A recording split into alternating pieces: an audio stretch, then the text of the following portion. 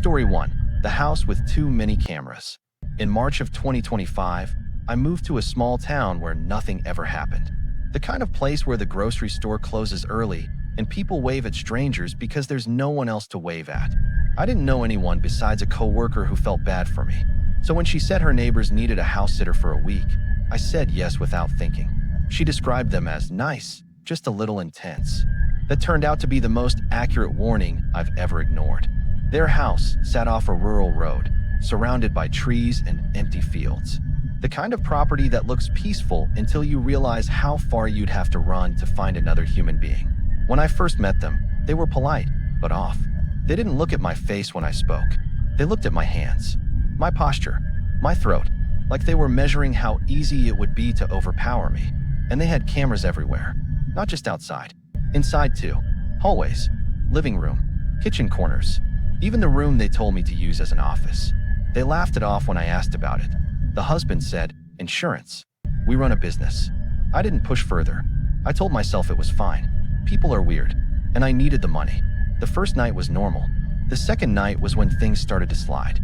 I was working at the desk in their office when I noticed the monitor that displayed the camera feeds had a black square. The driveway camera was offline. Rural internet.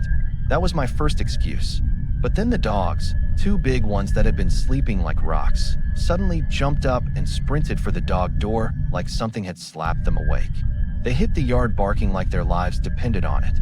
I stood there frozen, staring at the dog door like it might swallow me next. It was around 10 p.m. and outside was pitch black. I tried calling them back in, but they were focused on one spot along the back fence where the woods began. They weren't barking randomly. They were barking at something. I didn't see anything out there, but I also didn't want to see anything out there. So I lured them inside with treats, then shoved a heavy chair in front of the dog door. I even tested it, pushed it, tugged it. The chair wasn't going anywhere. I went to bed with the lights on.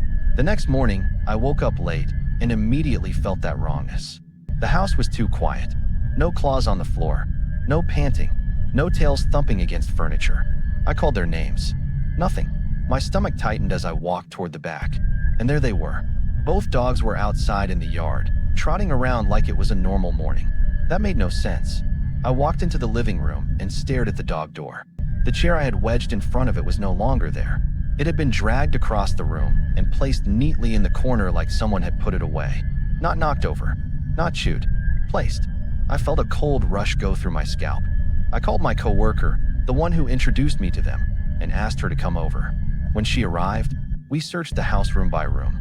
Closets, bathrooms, under beds. Nothing. She tried to reassure me, said maybe I didn't position the chair right. But the more she talked, the more I realized she didn't actually believe me. So I stayed, because that's what people do when they don't want to feel dramatic. 2 days later, I was working at the desk again when the monitor flickered. Then every camera feed went black.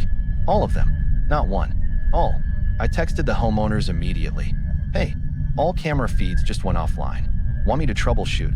No reply. Hours passed. Near midnight, I was in bed scrolling on my phone when the dogs exploded toward the dog door again. This time, I didn't hesitate. I grabbed the pocket knife I kept near my nightstand and crept toward the back. Outside was still. The dogs were suddenly quiet, sniffing along the fence like they were confused. Then I heard it. A thump from the far side of the house. Something heavy. Something indoor. I stood in the hallway staring toward the back room where the garage entrance was. I remember thinking, if it's an animal, it shouldn't sound like that. If it's a person, I'm alone. I didn't want to call the police and look stupid, so I did the worst thing possible. I waited. 20 minutes later, my phone buzzed. A text from the homeowner's wife. "Don't worry about the cameras. You're safe." My thumb hovered over the screen. I never said I wasn't safe. A second text came in. "Can you check the door to the garage?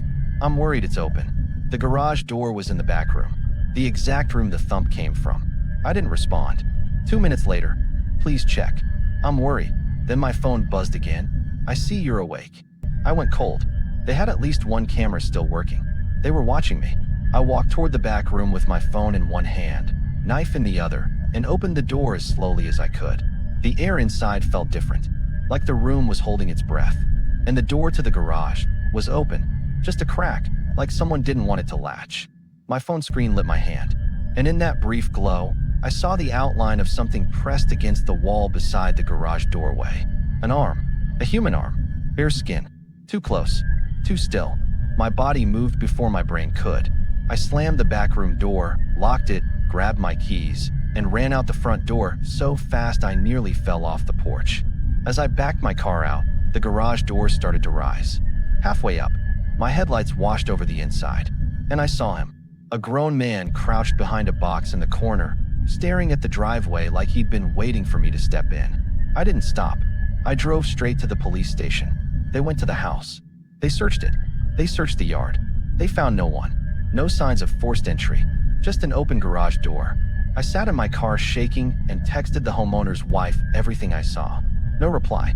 Then at 2:06 a.m., my phone buzzed. "Don't go in the garage. He's still in there." I stared at the screen until my eyes blurred. Then another text. "Plans changed. We'll be home soon. You can leave." They were coming back early, and they didn't seem panicked. They seemed in control. I left immediately, and halfway down the rural road, I checked my rearview mirror. A car with its headlights off pulled into their driveway. I texted her, hands trembling. "Someone just pulled into your driveway." Her response came instantly. "I know." I never heard from them again, and I still don't know what scares me more. That man in the garage, or the fact that the homeowners seemed to expect him.